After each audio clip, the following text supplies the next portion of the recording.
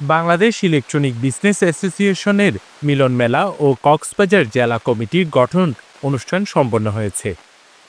৭ই জুলাই দুপুরে কক্সবাজারের একটি তারকা মানের হোটেলের সম্মেলন কক্ষে জাতীয় সঙ্গীত পরিবেশনের মধ্য দিয়ে অনুষ্ঠানের সূচনা হয়।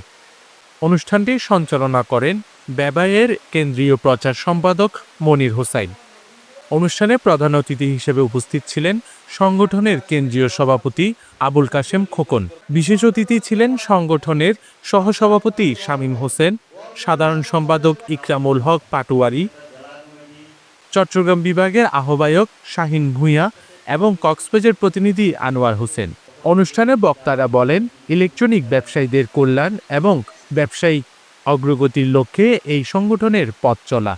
অনুষ্ঠানে Bangladesh electronic business association Cox's Bazar জেলা কমিটি গঠন করা হয়। এতে সভাপতি নির্বাচিত হন engineer Rabiul Hasan lotus, senior সহসভাপতি আব্দুর রহিম এবং সাধারণ সম্পাদক মিনহাস উদ্দিন।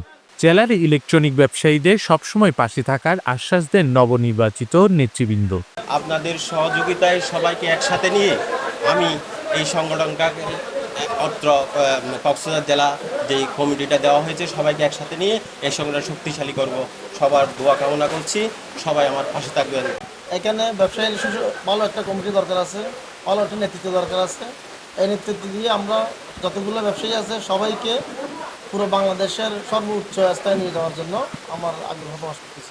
অনুষ্ঠানে ব্যবা কেন্দ্রীয় নেতৃবৃন্দ ছাড়াও কক্সবাজার সহ বিভিন্ন জেলার ইলেকট্রনিক ব্যবসায়ী প্রতিনিধিরা উপস্থিত ছিলেন।